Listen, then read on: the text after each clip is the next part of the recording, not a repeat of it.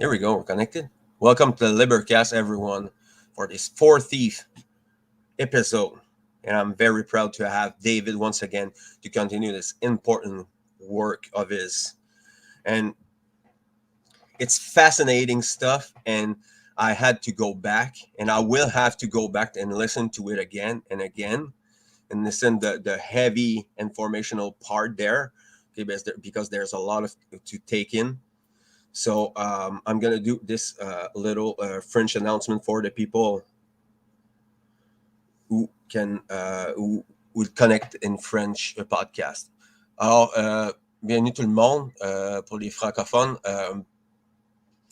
Ce soir, il va y avoir fort probablement un podcast avec Azamour de Common Law qui va venir nous expliquer des affaires vraiment importante à propos de vos droits inhérents. Ça va être super. Je vous invite aussi, si vous tombez juste sur le podcast, d'aller voir sur la page LIBERcast sur YouTube et de prendre en contact. Je commence à avoir des podcasts en français tranquillement. Le monde commence à se présenter. Alors, on y va. So, I'm gonna let you do a little resume of what happened in the first episode, so we can get back in. Welcome, dude. Welcome again. Thanks for having me again, Fred. No problem. Bonjour tout l'ami français canadien. Bonjour. No? Awesome. Thank you. All right, just to jump straight back into where we were then, yeah? Yes. Here we go. Right, okay, if you pull up slide 8 then, please. 8? My diagram. Yep, my diagram. Okay. Yes. Okay, well, last week I was introducing you to the idea of the Great Pyramid of Giza and how it relates to light specifically, but mainly to do with my diagram, the electromagnetic spectrum correlation, which is the key to drawing all of the information together that's out there regarding light and consciousness and heaven and earth and spirit and energy and that sort of thing. So basically what the idea of the diagram is, for anybody who wasn't with us last week, is that you can see the electromagnetic spectrum on the right, although it's up down rather than the left to right orientation that you normally see it in. And the Great Pyramid has been coloured in, and this is to do with the thicknesses or the height of each stone layer of the Great Pyramid. All of the stones are different sizes, but throughout each layer they're consistent in height or thickness. They were measured in the 1800s, late 1800s, by Flinders Petrie, famous Victorian Egyptologist, and his measurements are still considered sound enough for us to refer to. So basically, the thicker stone courses are in red and pink. Red is the thickest, and then the thinner ones are basically in blue, various different blues. And as you can quite easily see, the thick courses, the higher ones that are in red, correspond to the divisions on the electromagnetic spectrum on the right-hand side between the different types of electromagnetic waves: infrared, visible light spectrum, X-ray, alpha, gamma, etc. This is a discovery I made, as you can see, in April 2019.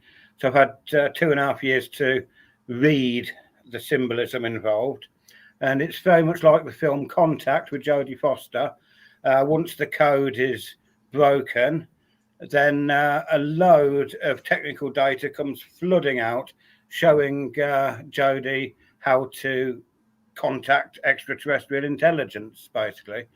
I don't want to say extraterrestrial intelligence to do with the electromagnetic spectrum correlation, to do with the Great Pyramid, because aliens, little green men from Mars, not my bag.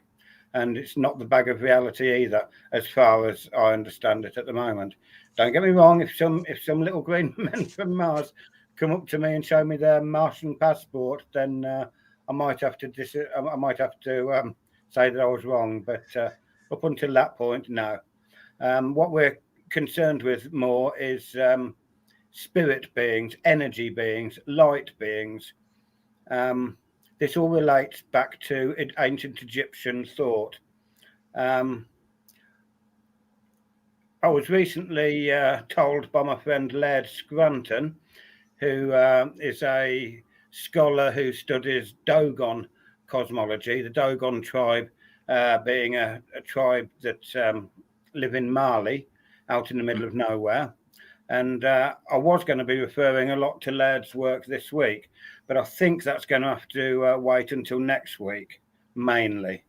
I might come back to it. But Laird told me when I was saying that, you remember last week, that I was saying the ancient name for the Great Pyramid is Akhet Khufu, and I was saying that it meant light of Khufu or glory of Khufu, as opposed to horizon of Khufu, which is what the quackademics, as John Anthony West, rest in peace, calls them, Egyptologists, mainstream Egyptologists, because they're referring to a hieroglyph that looks like two hills and a sun going down or coming up between them. If they say this means horizon, then I suggest, and it's more borne out by the Mera papyrus, which is one of the papyri that modern quackademics refer to try and prove that the pyramid was built by Khufu, by saying that the glyph means the pyramid. But it's my contention that it refers more to the horizon of Giza Plateau itself, with all three pyramids, one with the sun going down, or going down because you're looking west from Cairo, between Khafre Pyramid and Khufu Pyramid.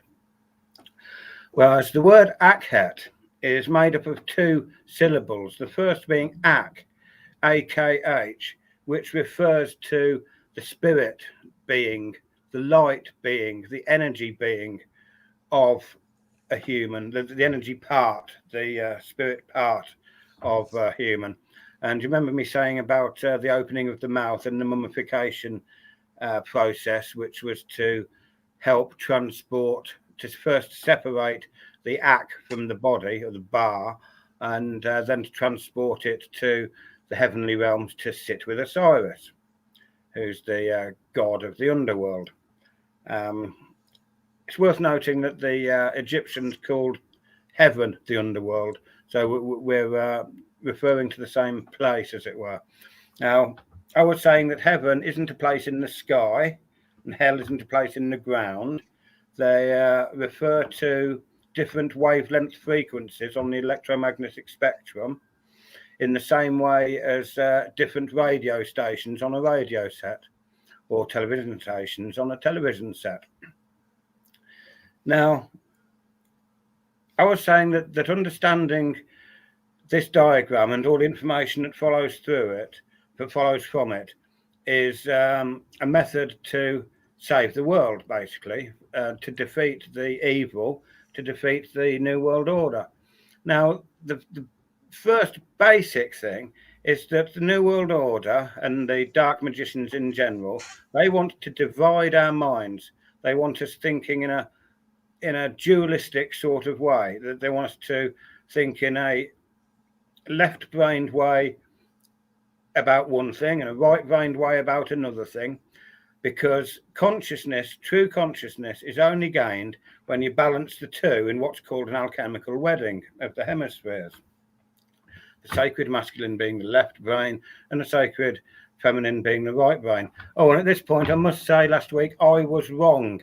I was just babbling on like I am now, so I wasn't thinking about what I was saying, really, and I got confused between the natural law principle of non-aggression and the natural law principle of self-defense. The sacred feminine principle is the non-aggression, and the sacred masculine is the self-defense.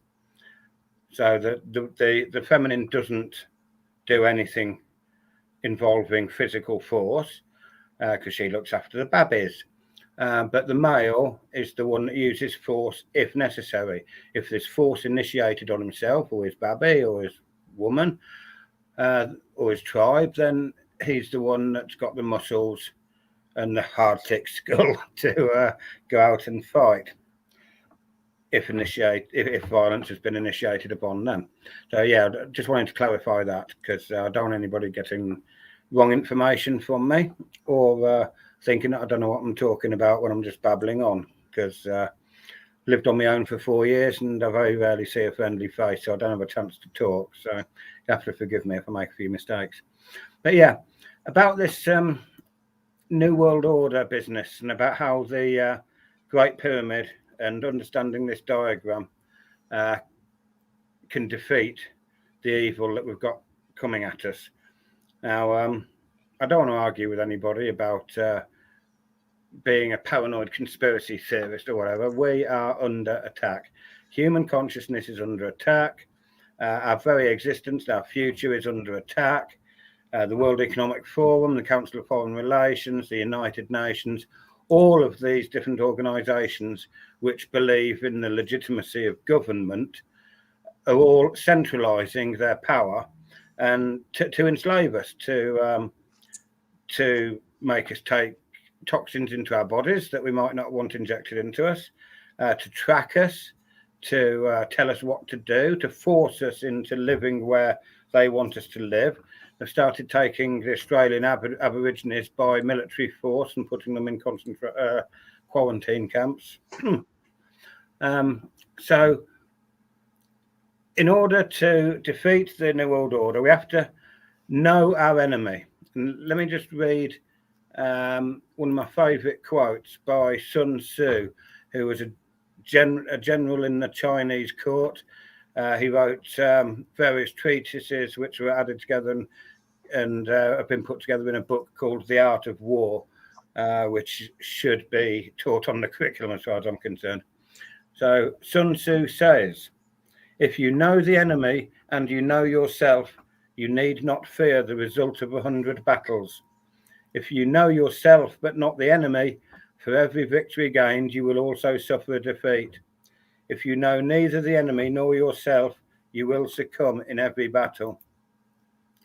Now, as I said last week, Fred and myself met on the natural law community scene. And there's a lot of mystics, people with interest in esoteric or occult matters on the natural law scene. And this know yourself and know your enemy business is all very esoteric. I just want to add, if you're in the natural law and you're in the occult community, you should be even more careful about this. Okay, there's a lot of people here who don't have the good intent, so I just wanted to add this. Absolutely, Fred. There's great danger in all of this, which is why I feel the moral obligation to say what I've got to say. There's a lot of people who worship Lucifer on this planet at the moment, and they see Lucifer as a lovely being, beautiful, made of light, and wants to bring truth and wisdom and knowledge to mankind, to civilize us, and all these good things. But it ain't like that at all. Ask any Amazonian shaman about the spirit world, and they'll tell you it's inhabited by evil as well, and it needs great discernment. And I don't want to big myself up again. I hate bigging myself up in front of people, because they just use that as oh, look at that arrogant twat, I'm not going to listen to him. And the information is far more important than me. But I must big myself up here. I have got the discernment. I have got the experience. I was telling you stories last week about being caned at school, and I cut that off. I wanted to tell you what I did after that, and I think that's going to wait until next week as well. But yeah, just say that I've been walking in the spirit world, as it were, for 40 years now, and that involves various techniques. which again I'll come to later on. I don't want to embarrass myself or make people turn off by shooting the messenger, as it were, by the logical fallacy of ad hominem. So I'll just carry on with what I was saying. To defeat the New World Order, we have to know the enemy. To know the enemy, you have to know yourself first, which is what all these esoteric people do. Spiritual path to enlightenment involves lots of introspection, lots of shadow work, lots of why did I do this? Why do I do that? Who did I harm? How can I prevent doing harm? Do I want to prevent doing harm, or do I want to continue doing harm? What sort of person am I? Those sort of questions. But the esoteric people, the mystics, very often get caught up in that for their whole lives, and they become spiritual narcissists who think that they themselves are all that matters, and as long as they've worked on themselves, as long as they know that they're good intent and they are vegan for a start, and all their chakra systems all clean. That's a good one. I've sat in the Karma Cafe in Iquitos in the middle of the Peruvian Amazon. Big shout out to Joss Fair, the Frenchman who owns it. He's got a great taste in wine and does a lovely Thai green chili, Thai green curry. Great place to hang out. But you have all these, I call them fluffy tie-dye ayahuasca hippies who've just come over for I've lived there for 2 years, so don't put me in that bracket. But they come into the Karma Cafe and I feel my chakras are so clean today, and it's very, very annoying because you're just thinking, oh dear, you're just brainwashed, conditioned into this. It's like light workers or the Galactic Federation, just New Age. It's just so can't explain it. But anyway, I can't explain it. I'll probably do. We will have we can do like an old podcast about the New Age. So absolutely, yes. But yeah, if you're seriously into these paths to enlightenment, then you have to be very discerning. It takes many years, decades even, of either self-analysis or training by shamans who know what they're talking about. And proper Peruvian shamans wouldn't even think of giving ayahuasca to a Westerner. In ancient traditions, it's only the shaman that takes the ayahuasca, and anybody who's come to be healed who has a question for the spirit world all sit round respectfully, a little bit like people in church listening to the minister, I suppose. And the shaman does his thing. That's what the shaman's job is. But nowadays, it's all just sold like a drug, and the retreats use the shamans just as front. It's just a big industry now. It's a drug industry, no more, no less. Unless you go to Peru, live there for a while, get to know who are the good shamans, and go out into the jungle and sit with them in their hut, being bitten by mosquitoes all night, and God alone knows what insects crawling up your leg, rather than relaxing on a lovely oriental silk on a beautiful mattress in a circle in a huge malacca. That's sort of like a hut, but with big ceiling beams and the leaves around and everything. Doing yoga and meditation and all these sort of like hippie things. I mean, yes, they do all tie in and they've all got a place. I don't want to sort of like turn everybody off who's into that sort of thing, but in the jungle, that isn't what ayahuasca is about. Anyway, getting back to this knowing your enemy and knowing yourself, the esoteric people very often know themselves, sort themselves out, cleanse their bodies, get in command of their free will, use their conscience and whatever. But they don't know the enemy. They never look at government as a whole, politics, because the way that New Age and that sort of thing is structured, it's, we don't want to think of anything negative like that, or that's not part of our world. We're just we're doing our nice little thing with fluffy tie-dye sheets. And it's just because It's embedded in the culture. Mm. So people don't think about it. It's the program. Yeah, it's all programmed, like you say. Quite right.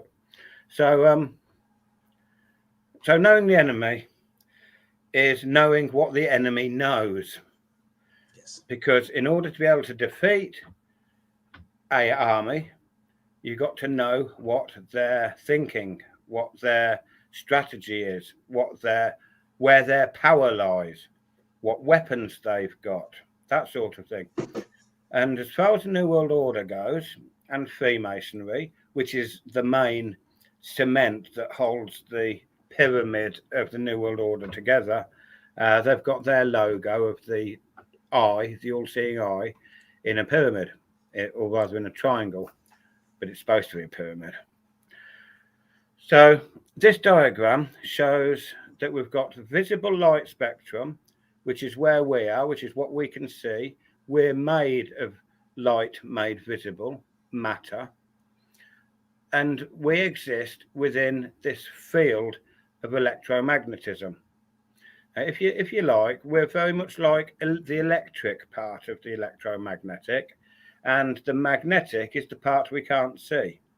Now, if you put a metal wire, in a changing magnetic field, then you have a process called electrical induction going on, which means that the magnetic field causes an electric current to happen in the wire, and vice versa. If you put a changing wire, i.e. a wire with a current running through it, if you turn that on, then you'll have an induced magnetic field all around it. So electro and magnetism are inextricably linked, but they're two different aspects, if you like, of the same thing. Now, like I say, we're matter, we're light made visible or manifest within magnetic field. Now, what I was saying last week is that our minds are made of two hemispheres, our brains are made of two hemispheres. The left hemisphere is to do with logic, which is to do with everything that we can see.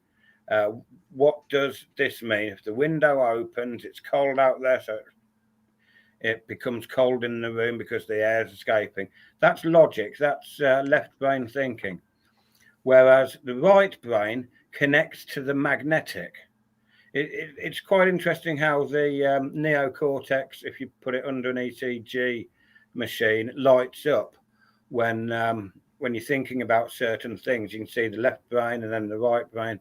So the right brain is to do with emotions, feelings, conscience, connectedness to the field. So the logic is looking at the point, whereas the right brain is looking outwards. It's the field. And it's the interaction of these two, me, everybody else, if you like, or matter, spirit, if you like. Now, that concept of matter and spirit being the same as electromagnetism, now that has just unified science and religion, if you think about it, because it's connected the two ideas. Electromagnetism, well, that's particle physics, that's science. That's got nothing to do with God or spirit or energy. Oh, that's got something to do with energy, hasn't it? Yeah, light, etc. Yeah. So many of the scientists through the ages have known this. You know, it's obvious. It's not like I'm teaching anybody anything new. It's just I'm maybe making the connection between the two things. Whereas scientists through the ages, mainly Jesuits, if you all think about it, have told us something different because they want to polarize. They want our minds broken up into two halves rather than joining up, which is what this diagram does. It joins those two. So for start off, and it is only a start about what this diagram means, it's unified the field of science and religion. or spirituality, whatever you want to say, for a start. Now, as far as I'm concerned, once I realised that, it just sort of like blew me away. I just want to say that I heard this beautiful sentence for once, and it says, "Nature is visual spirit. Spirit is invisible nature." Yeah, resumes that very well into a absolutely brilliant quote. Yeah, it's so exactly what it is. It's spirit yes, made manifest in light, yes. or the visible light spectrum.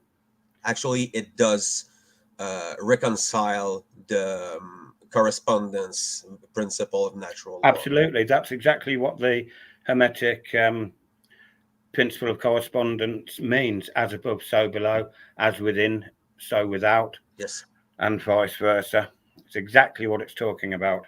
And we need to have this understanding of where we are in the universe, in the cosmos, that we're material beings existing in a field of energy. So we're all individuals, so we're all disconnected from each other, but at the same time, on a different frequency, we're all connected. So it sort of like reconciles that paradox, as it were. And in understanding this is where we understand the enemy, the NWO, the New World Order, because they know this. And this is why they try and stop us from knowing it by giving us bullshit stories about science, which most people call scientism nowadays.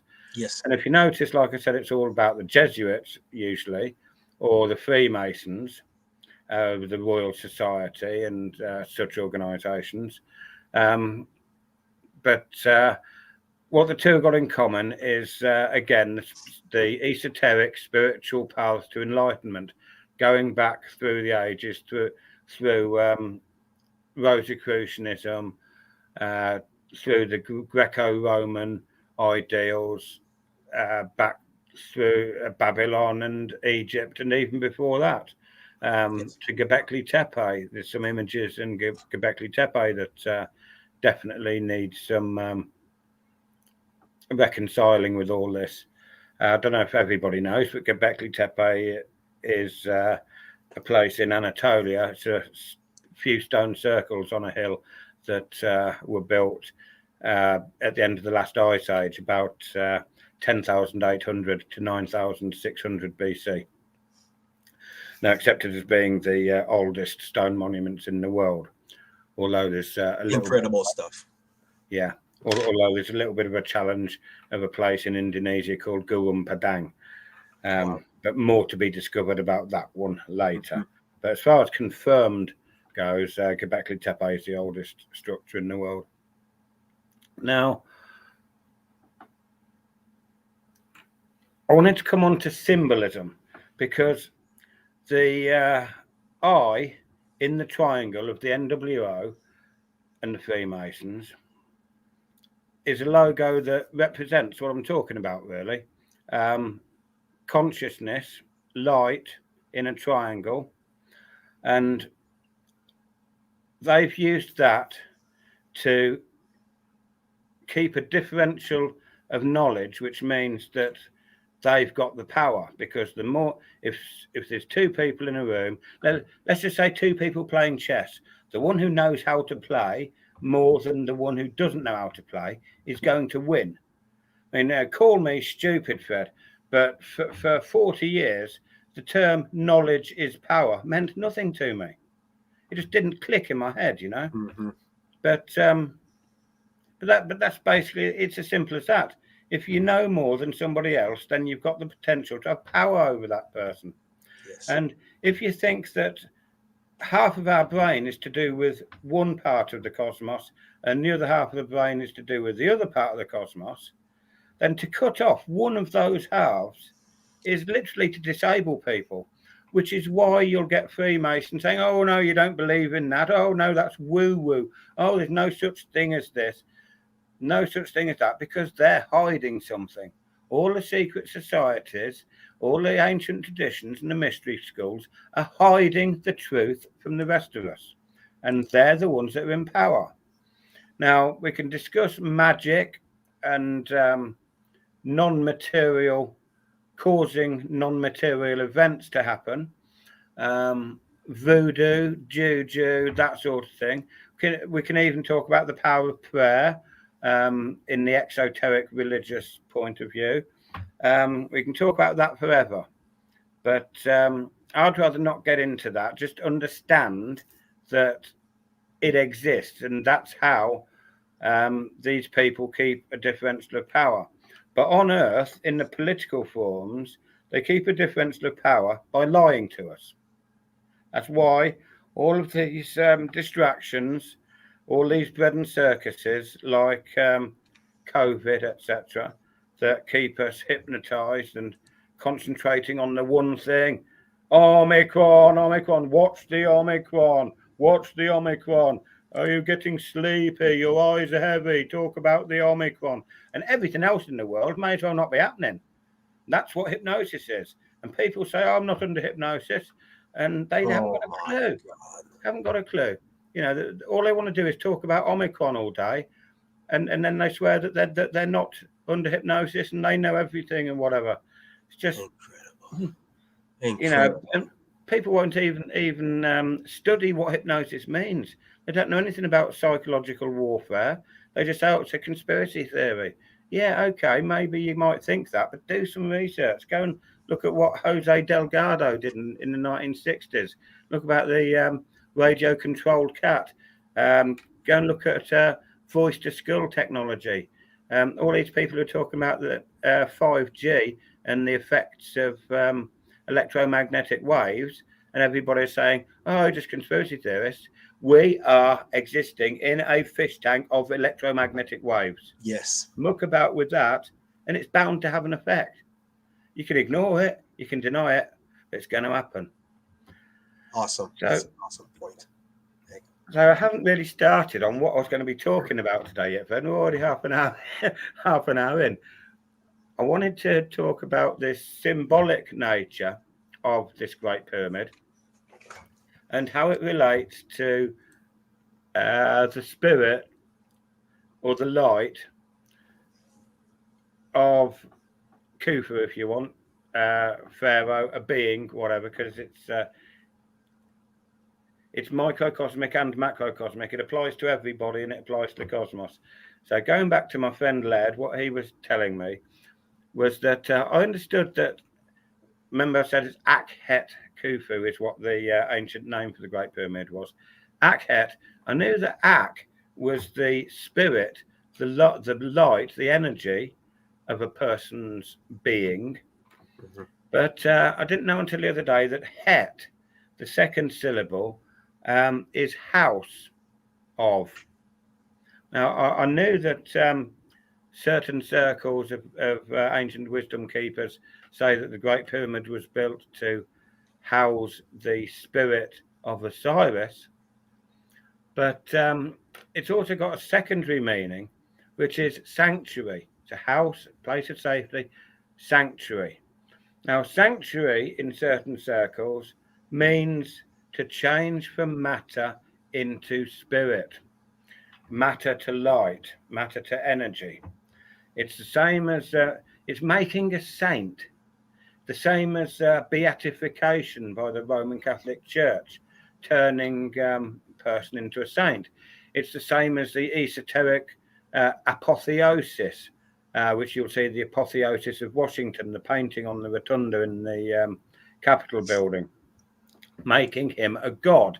This is what Freemasonry and all spiritual paths to enlightenment are all about, is turning people into what they believe is a god. Now, that's where the spiritual narcissism comes in, and that's where the evil plants its seed.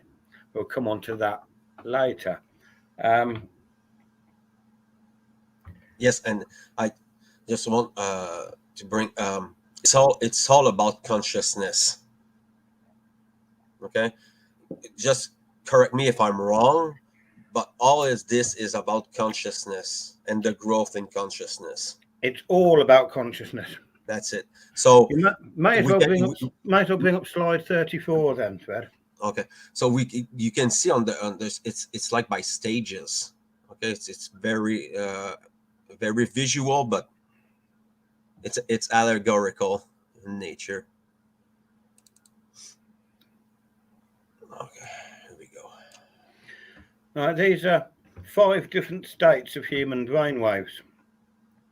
You got the delta, theta, alpha, beta, and gamma, as we read up.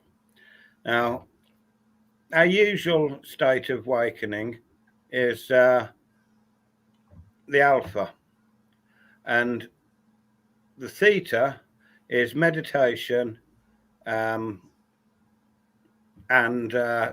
sort of dream state, although the delta is the deep dream state. But these brainwaves show that we've got different bands, different wavelengths in our heads, in our brains, that perform different functions. And the theta state is, like I said about meditation, it's what the Egyptians would have called the underworld. It's where the pictures of the spirit world are experienced. To see in the theta state is to have the third eye open, when you can actually see what's going on in the spirit world whilst you're awake, is what they call spiritual enlightenment, the consciousness of the connection between the individual and the field, as it were. Now, I just wanted to bring that up to show that there's different bands, different wavelengths, different radio stations, if you like, of consciousness. And there's obviously more than that. And each one of those can be separated into different states, into different bands themselves. But all I'm trying to say is that, as you said, Fred, that it's all about consciousness. And different traditions say that there's different amounts of heavens or different dimensions. And this is what they're referring to, is different wavelengths, different bandwidths, different stations that are going on in the radio stations of our heads or our brains. So, going back to the Great Pyramid, if you could bring up number 9, please. Yes.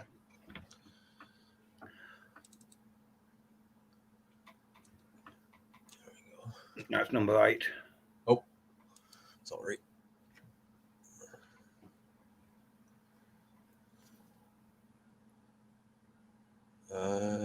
I have this. Let's see. Is it this one? Because That's number 8. I want number 9. That's 9 for me. Really? Yes. Try 10 then. I'm gonna look. Let me just give me 2 seconds. This is the pyramid with the colors in the center? Yeah. Okay, let me see. I have it somewhere. Sorry about that. Okay, I have it. Here we go. Oh no, that's my logo. Okay.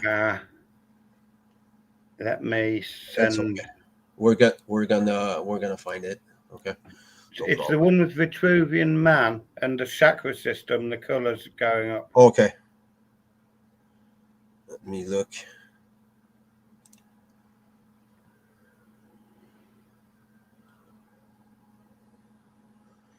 Looks like something happened. Do you want me to send it you again? Yes. So during the time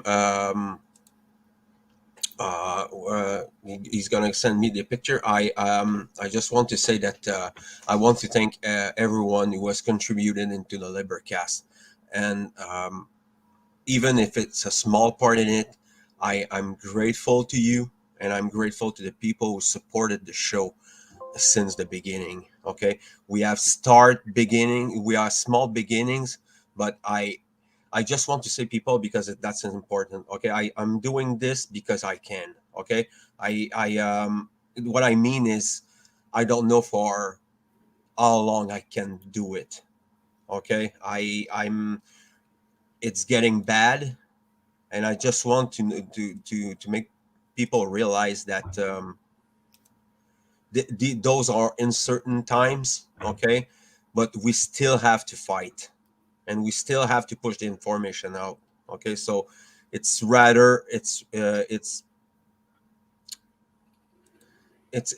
maybe an overstatement. It's maybe something that I'm totally paranoid about it, but I think a lot of us are getting really, really worried about it, Fred. I certainly am. I really want to get this information out there before yes, the soldiers come and take me away to jab me. It's a really I would just want to say before we continue, David, that we have to feel humility and gratefulness for what we're seeing now happening. Okay, these are unprecedented. Well, it's a one shot we have to make the good choice for our lives. Absolutely. It doesn't matter if you believe in it. Okay, in everything, it doesn't matter. What's matter, it's the well-being of humanity. This is what it's all about. Yeah. So I don't I just want maybe I'm repeating myself, but I don't know how much time I can do it. Okay, I maybe sometimes I'm gonna go out and never come back. Okay, it's bad. Okay, the for us here, it's shit is hitting the fan. So it's gonna be Australia 2.0 here if people don't wake up. Okay, I don't want that for my children. That's it. No, none of us do, Fred. I haven't got children, but I don't want it for your children either. So to fight the NWO, we have to know ourselves and know the enemy. And this is where ourselves and the enemy join up, as it were, in the Great Pyramid. As you can see, Vitruvian Man, when superimposed upon the Great Pyramid, gives an indication of where the chambers are. The root chakra is indicative of the subterranean chamber. The sacral chakra is indicative of the base of the Great Pyramid, where there's actually located, even though they don't call it a chamber, there's located a grotto, rough hewn out of the bedrock, and it's believed in certain circles that this was the original grotto of meditation for the ancient shamans or equivalents of the culture before the Great Pyramid was built, and that maybe that's why the Great Pyramid was built there, because that's where the ancient grotto was. And then you've got the Queen's Chamber at the solar chakra, the stomach chakra, and then you've got the King's Chamber at the heart chakra, which is where the power is. Are you still there, Fred? We still live? Yes, I am. Oh, yeah. I'm just Okay. I'm letting him do his stuff, and I'm coming back. Thought maybe we'd all gone off, whatever. And then above the King's Chamber is the throat chakra, the mouth, and that corresponds incidentally to the visible light spectrum of my diagram. And I'll come back to that because there's great meaning in this.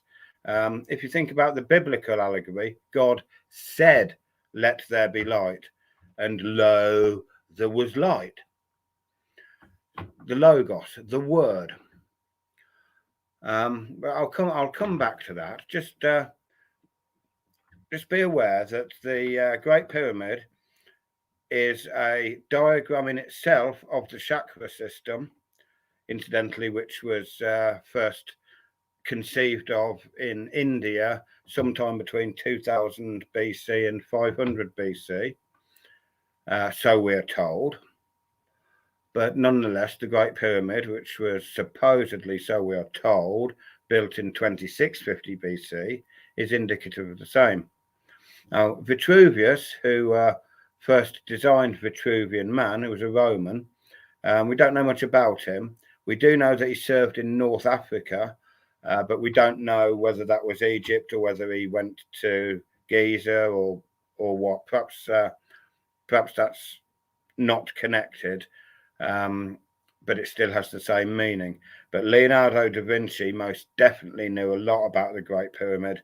He went there, he studied there, and he brought back his knowledge and did this diagram of Vitruvian Man, knowing that it related to the Great Pyramid, as you can see in the writing that goes with it. Have you still got that link to the short video, Fred? Let me see. Okay. Now, I'm going to show you a short video, presuming Fred still got it. Yes. That a couple of chaps made, Robert Edward Grant and Alan Green. Robert's a modern polymath and business entrepreneur. He won't talk to me because I haven't got a £7,000 Apple Mac and a handful of patents, and my hair's the wrong colour. And Alan used to manage one of the monkeys. Remember them? Na na na na na, I'm a believer. Now, it was Alan who came up with a couple of those equations, the Sommerfeld constant that I referred to in the first episode. A very clever man, and obviously spends a lot of time with his pencil and paper making lists of different combinations of dimensions of things and then performing various mathematical functions on them and seeing what numbers he can generate. But the following video is it was made by these two gents, and whilst I don't want you to get too engrossed and wowed out by it, because it seems as though it's magic and but there isn't actually that much new information in there. The only new information is Robert's observation that the angle from the navel, from Vitruvian Man's navel to the top right corner of the square is 51.84 degrees, which exactly matches the slope angle of the Great Pyramid. And Alan's observation that there's 6 pyramids in the diagram, but that sort of follows anyway, because the way it's arranged is that it's just the sum of 2 of the internal angles of 2 triangles add up to 316. It's bound to add up to 360, and it's bound to fit into the circle and the square, because the Great Pyramid is a exercise in squaring the circle.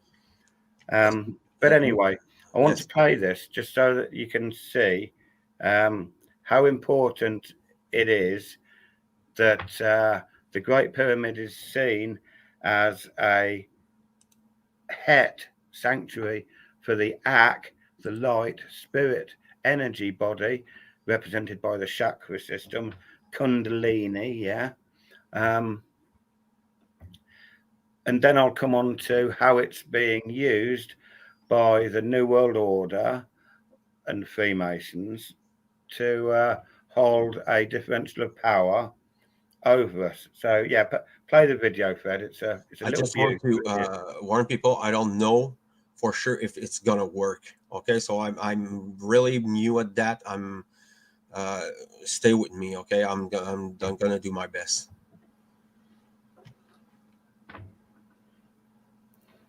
The iconic Vitruvian Man. Can we hear the sound? Drawn circa 1490 by the great Leonardo da Vinci. It's probably the most famous image of all time. And yet for over 5 centuries, no one has noticed he encoded within it astounding knowledge of the Great Pyramid of Giza. Polymath Robert Grant recently observed that the angle from the navel to the top corner of the square exactly matches the side slope angle of the pyramid. Aware that his cryptologist friend Alan Green had discovered precision sacred geometry connections to the pyramid hidden in the cover of Shakespeare's sonnets, Grant asked him to investigate Da Vinci's masterpiece with the same mathematical rigor. What they found challenges our entire concept of what this enigmatic work of art is really about. It's widely known that the Great Pyramid embodies the ratio of the radiuses of the Earth and Moon. But Green realized that by inscribing a circle within Da Vinci's square and raising that circle so its center coincides with the center of the Vitruvian Man circle at the navel, 6 perfect pyramid cross-sections are revealed, along with an exact geometrical match of the Earth-Moon pyramid relationship.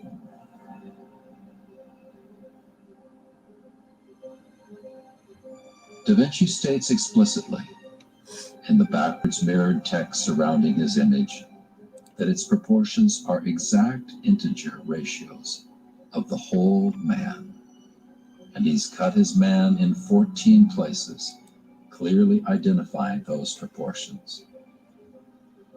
In addition, he says decrease the height of man by 1/14, a second veiled reference to the Horus Eye myth in which Set cuts Osiris' body into 14 parts.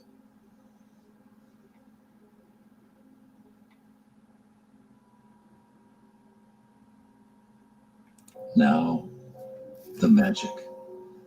Da Vinci's lines reveal a perfect blueprint of the internal structure of the pyramid's chambers. Only the Queen's chamber seems to be missing. But is it? Queen Isis, mourning the cutting of her husband's body into 14 parts, represents the 14 phases of the waning moon. Her reconstituting Osiris' body represents the 14 phases of the waxing moon.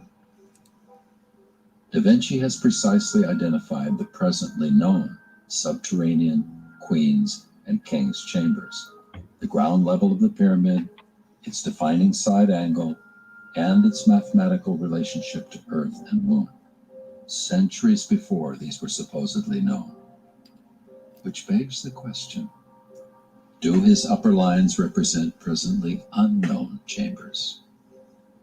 Da Vinci seems to be telling us the Great Pyramid hides a deeper esoteric symbolism than has ever been suspected. A blueprint of man's unfolding spiritual journey through the sacred energy centers in the spine, known as the chakras. Perhaps finding these inner chambers in ourselves is our ultimate purpose, and the Great Pyramid, but a metaphor for the true measure of mankind.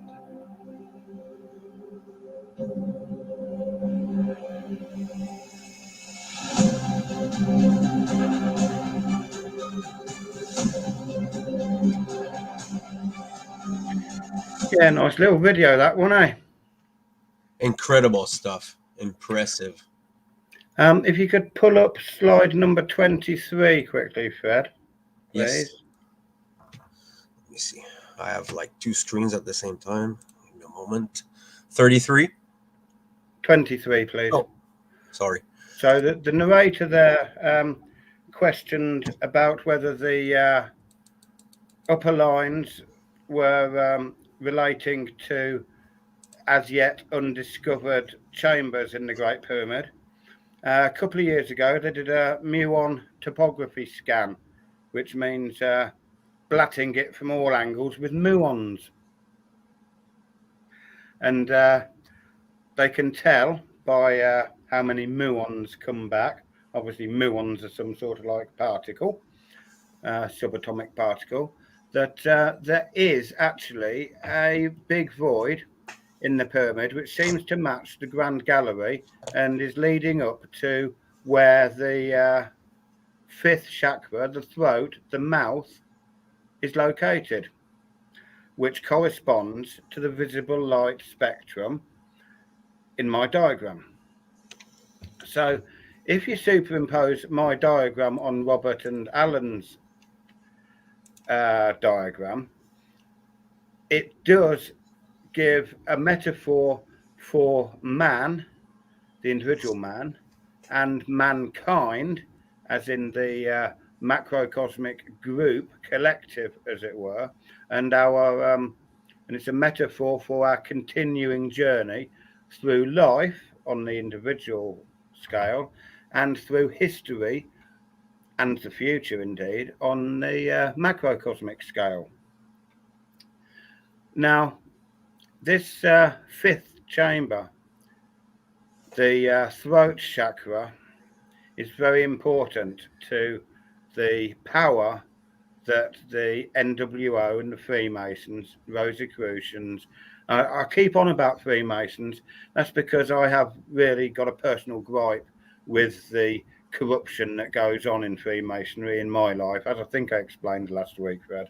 And I will come on to it because later on, because it does lead on, the experience of it does lead on to something. But they put me in prison and burnt me alive in my cell, and I've experienced the corruption and conspiracy that goes on in the High Court of England between the Masonic QCs, the Queen's Council. But anyway, I'm not going to go on about that now. I'm just going to say that this fifth chamber about the mouth is, and the throat chakra, is where the root of the NWO and Freemasons, mystery school traditions, whatever, it's the root of their power. It's where the differential of knowledge comes in. So if you could please pull up number 26, Fred. Yes. Excuse me. There you see a map, quite an old map, of Washington, D.C., District of Columbia. As a lot of people nowadays know, Washington, D.C. is one of the 3 city-states. It's not part of the United States in the same way that Vatican City isn't part of Italy, and the City of London isn't part of the United Kingdom. Even the Queen has to ask permission to enter the City of London. Excuse me. The square mile, as it's called. Now, here is a map of Washington, D.C., being the city of power, if you like, the city of political power. Washington, if Vatican City is the city of spiritual power, and London is the city of economic power, Washington, D.C. is the city of political power. These 3 cities together, working together in the esoteric understanding, are in effect the New World Order. Although it does go deeper than that, but that's how it appears on Earth. We know we've got black nobility people sitting in castles in Switzerland or whatever, giving the orders to these people in the cities, but the 3 cities are basically it. Yeah, it. Didn't say that very well, did I? It just look at this. It's filled with symbolism, and the way the street are. Oh my God! It's pun intended. It's very enlightening. Okay, it's incredible stuff. Just this image only. It's wow. Well, there's lots more esoteric, occult plans and imagery involved in the street plan. I'm only showing you the pyramid related plan. There's squares and compasses. There's upside down pentagrams. A lot of people say, "Oh, it's just a coincidence." Well, this is plausible deniability, and if you don't open up your minds to knowing about the language of symbolism, this is the thing I was trying to say about the Great Pyramid, Fred, being a exercise in the liberal arts. Grammar, which is what I'm showing you now, really, is the grammar of the Great Pyramid, the language that it uses to speak. The logic is how it all adds up.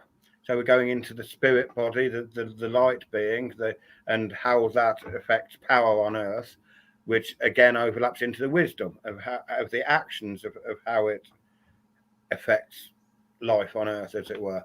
And that's the trivium. And the quadrivium, geometry, music, astronomy, mathematics, geometry, music, and astronomy. Actually, it's knowledge of the universe. Yeah, it's incredible stuff. Mathematics is numbers. Geometry is numbers and shape. Astronomy, music is numbers and time. And astronomy is numbers, shape, and time. So they build one on the other. You've got to have the logic, you've got to have the grammar before you can have the logic, before you can have the wisdom, before you can understand the maths, the geometry, then the music, and the astronomy. Now, the music is expressed in the Great Pyramid by proportions, height, distances. I can come on to that in a later episode. I'm not very good musician, so I tend to stay clear of that one a bit. But harmonics and resonance, it's all in there in the numbers. But yeah, just concentrating on this one. The street plan of Washington, D.C. clearly indicates the plan of the Great Pyramid. And okay, the top left-hand line isn't proportional to the rest of it, but it is clearly indicating the correct angle. So that we can see that it's like a key. That line is the key to the rest of it. Oh, that's the angle of the Great Pyramid. Let's look for a bit more. Now, the chakra system of the Great Pyramid can be seen in this as well. If you can pull up number 27, please, Fred.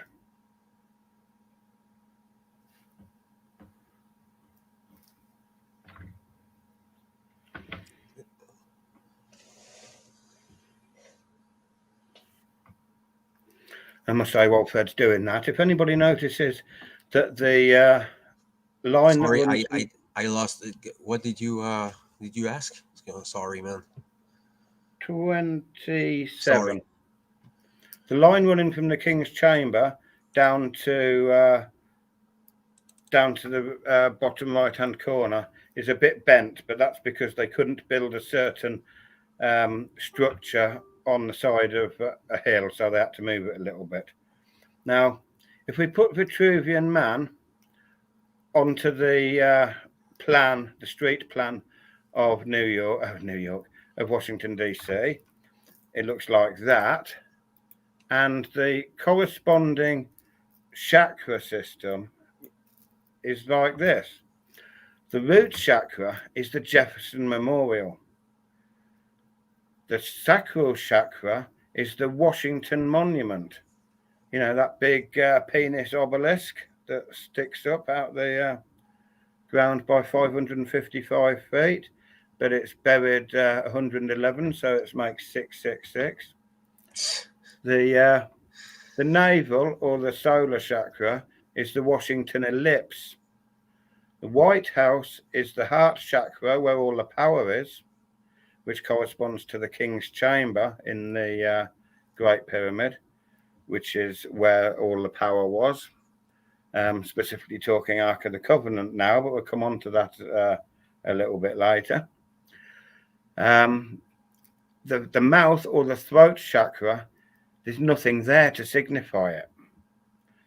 The third eye chakra is Scott's Circle, and the crown chakra is the HQ of the Supreme Council of 33 Degrees of Scottish Rite Freemasonry.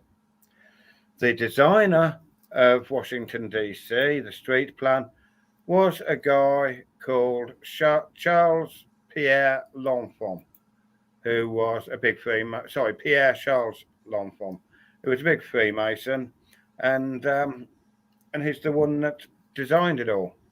So it's quite clear that that the Freemasons know all about the Great Pyramid and the Vitruvian Man and the chakra system, and as you might have noticed in Robert and Alan's video, the relationships between the Earth and the Moon, which is where the astronomy bit comes in, amongst other things.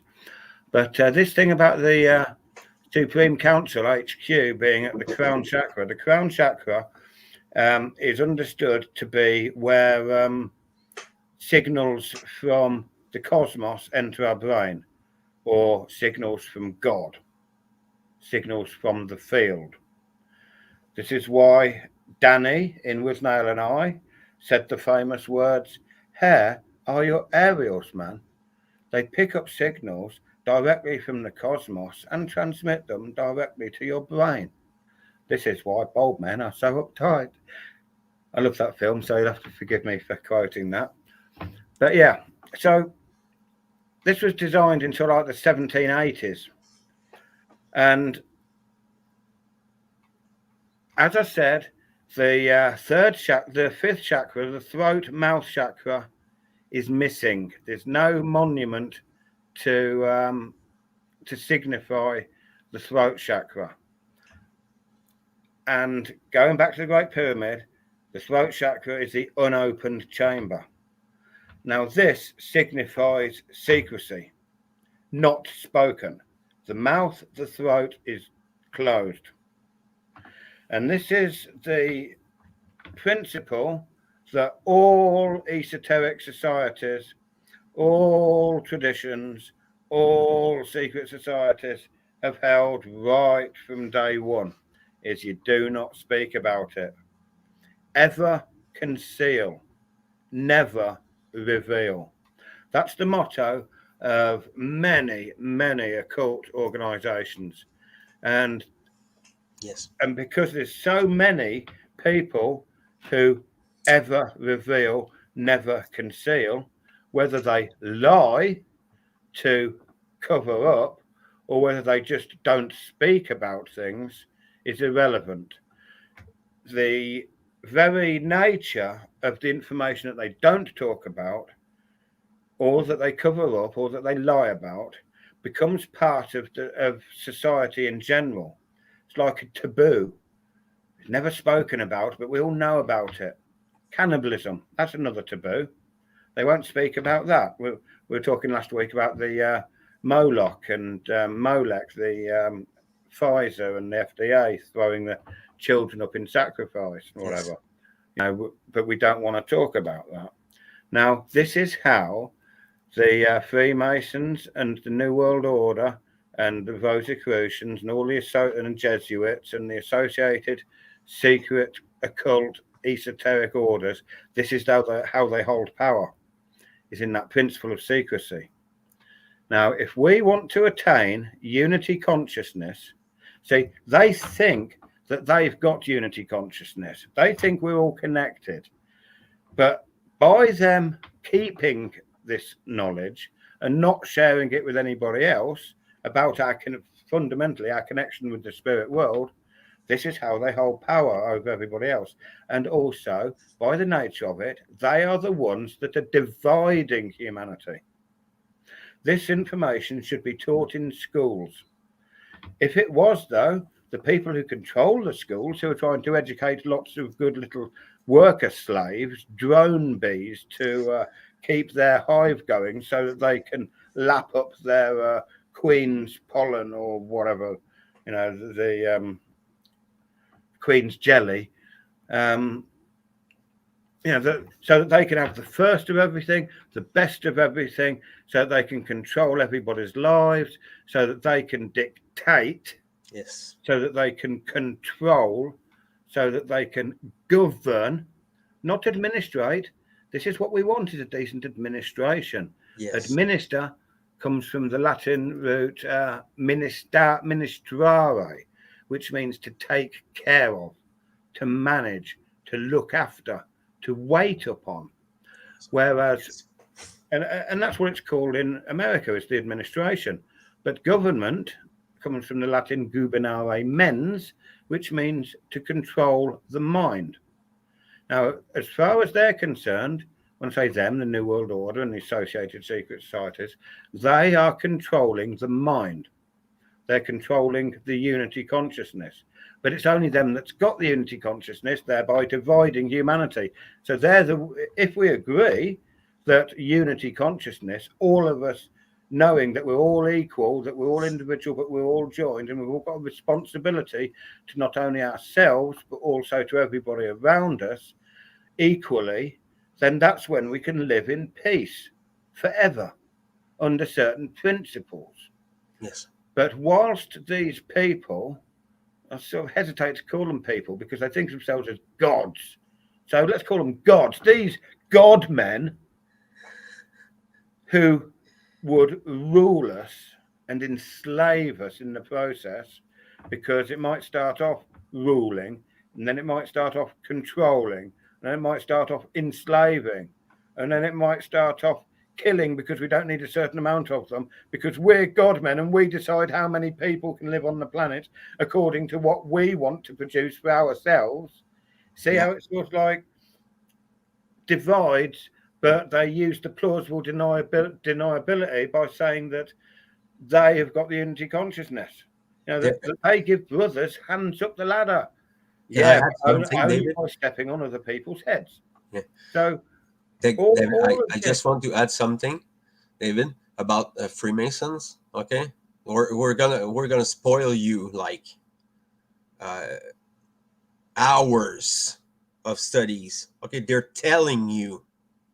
Okay, the story of Freemasonry is the story of Hiram Abiff, and if you understand the story of Hiram Abiff, you understand who they are by this allegory.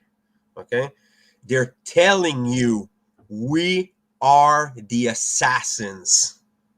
Okay, they're telling you we don't have to open books about it. We don't have to have debates about it. We know who they are. Okay, they're telling you. That's it.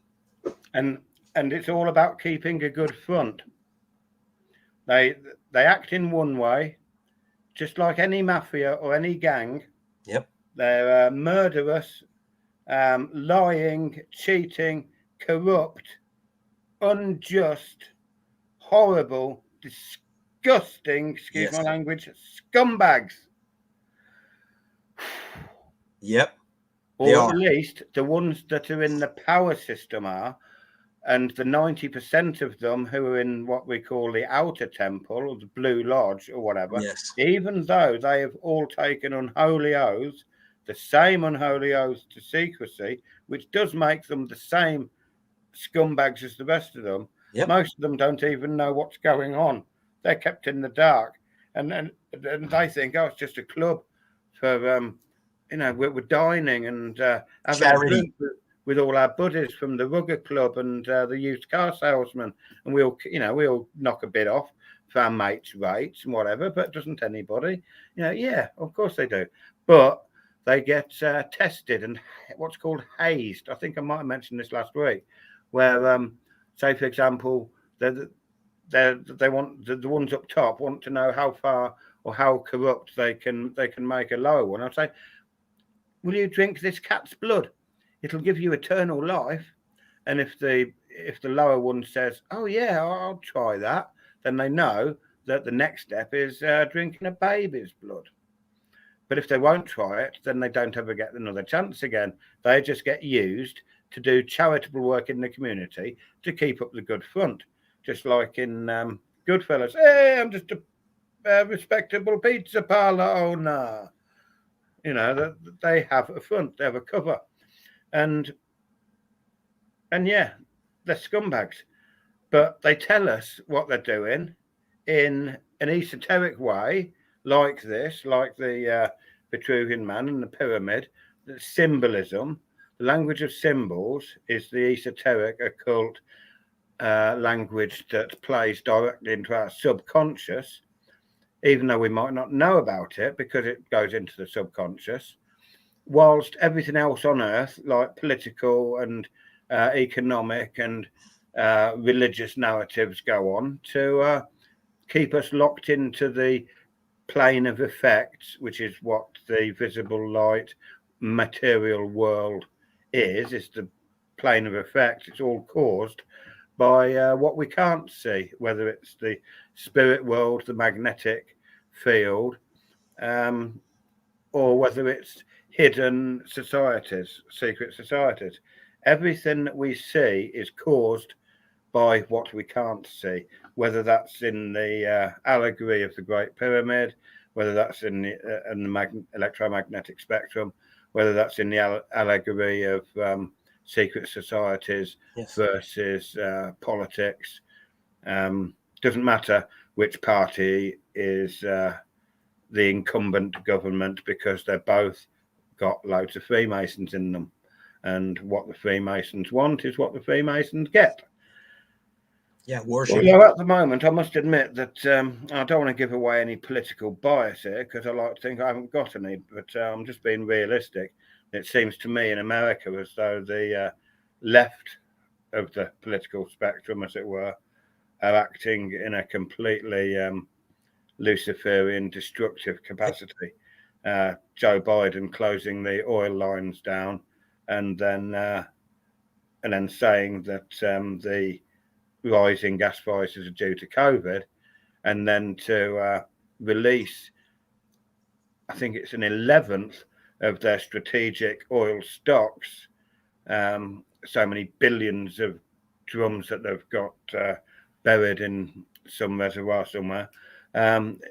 He comes out and says that we're releasing these stocks to relieve the oil crisis.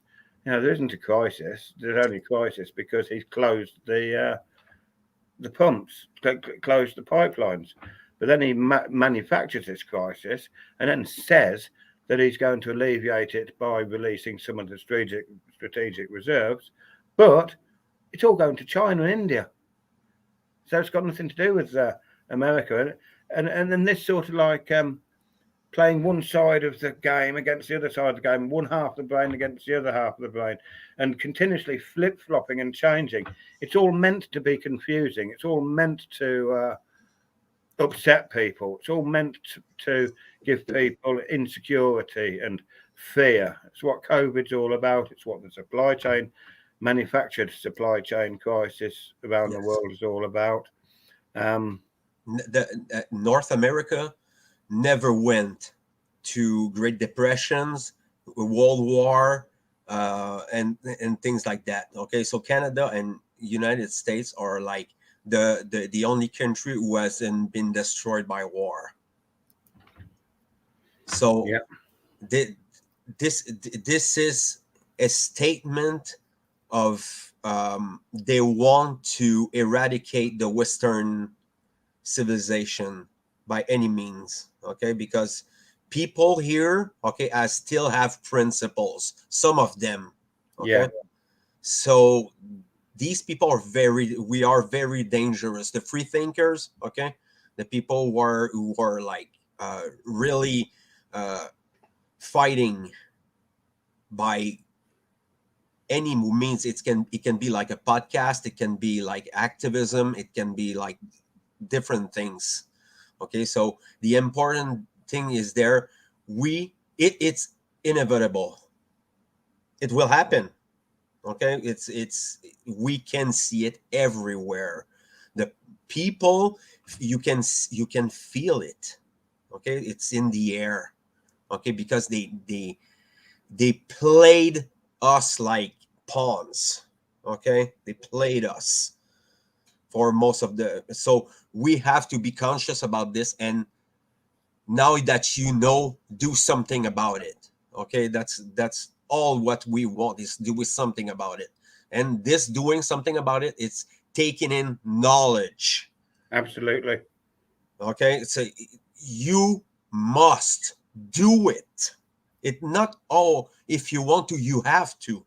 Okay, it's our responsibility as people who are in this movement or not. Okay, if you have this knowledge, it's your responsibility to do it. Okay, to tell people, because we're not playing anymore. Okay, there's no game anymore. and to share people's videos rather than just memes of what sort of potato are you. We have a big problem of cooperation, okay, and people don't understand this work, and this is where we at, okay. Mark Passio showed it perfectly, okay, through his movement. It's gonna be an all other yeah. So yes, we're in for an hour and 20 minutes for now, and it's yeah. I've just got a couple more things to lead into. Yeah, no problem. Go on. About 5, maybe 10 minutes. So this knowledge that Fred's just talked about, with relation to this knowledge about the Great Pyramid and how it's a metaphor for man and for the continuing journey of man into the future. This business about the secrecy because of the lack of the fifth throat chakra in the Washington street plan by the Freemasons, and also the fact that there's no fifth chamber opened in the actual Great Pyramid.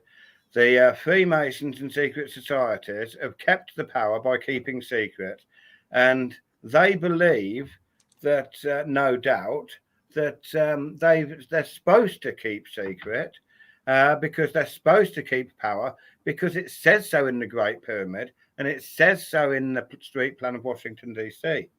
So that's their philosophy. That's their ideology. That's where their power lies. And that's what we've got to destroy if we're fighting the New World Order, by opening our mouths, by talking truth. Yep.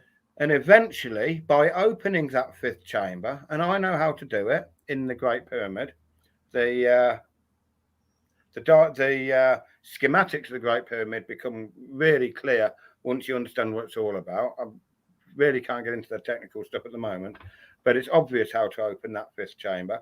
And also, we need to build something in Washington, D.C.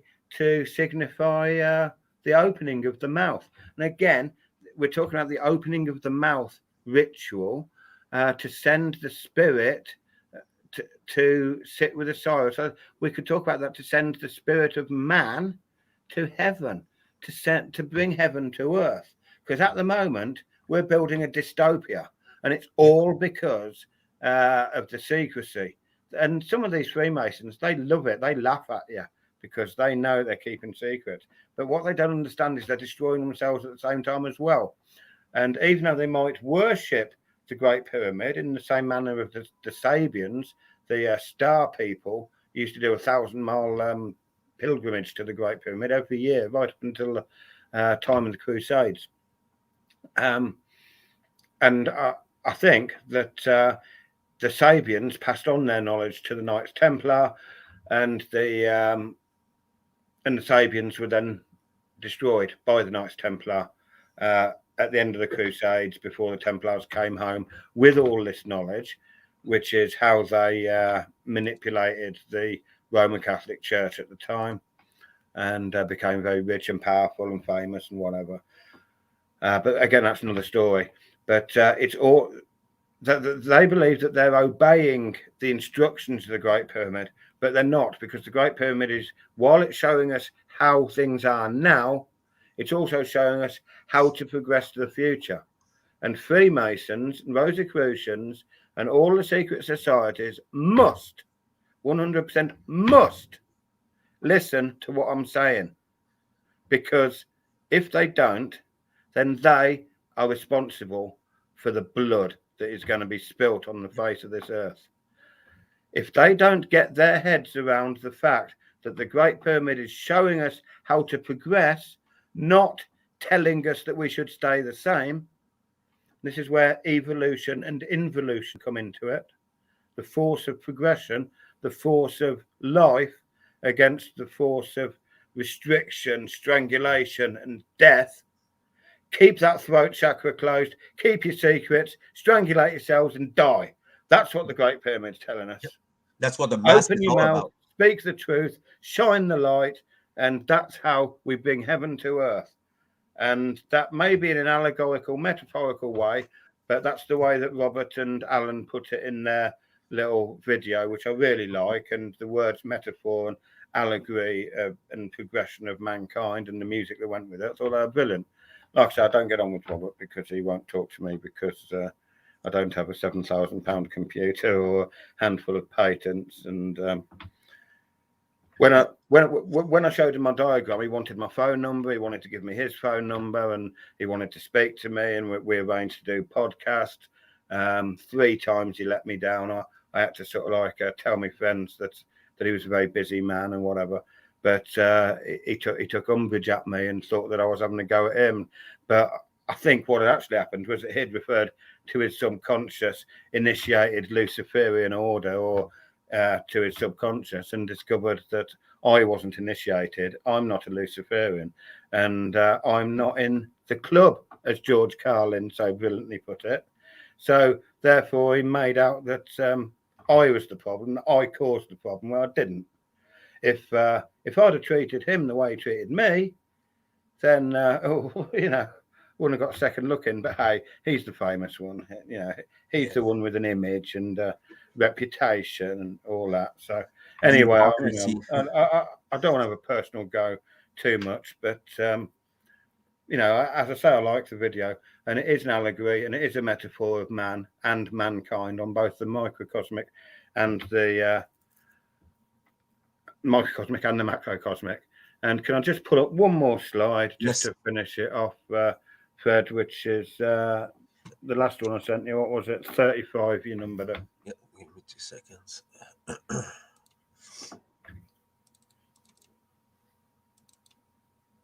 20, the last one, huh? 35, yeah. Yes. Okay. Yeah, this is a quote by René Guénon, who was a French philosopher, metaphysicist, expert on, almost certainly a Freemason, expert on the esoteric issues, Freemasonry, etc., talking about symbolism and about connecting heaven and earth, connecting the mind with the heart, and the hands, the action to bring into reality, to make manifest the light of the mind through the heart to the hand, to bring down to earth heavenly, spiritual, mental energy issues. He said that the true foundation of symbolism is the correspondence that exists among all orders of reality, that links one to another, and that therefore extends from the natural order taken in its entirety to the supernatural order itself. And that's exactly what we're talking about. This was written in the 1950s, the universal nature of the symbols of sacred science. And this is what it's all about, is the principle of correspondence, as above, so below, as within, so without. As above, so below. That's just 2 things, above, below. This is the correspondence that exists among all orders of reality.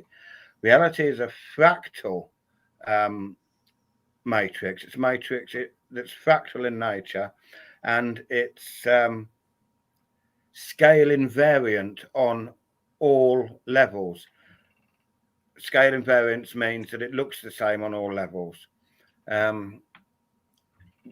Randall Carlson did a brilliant video of showing the waves on a beach, not waves on a beach, the ripples that the sand makes on a beach as the tide goes out, and some ripples in a state in America that he says was after the ice age, when it was melting and the water was sort of like miles thick and ebbing back. And these ridges, like you see on the beach in this American state, were sort of like 50 meters high and 200 meters between the troughs. That's what we mean by scale invariance.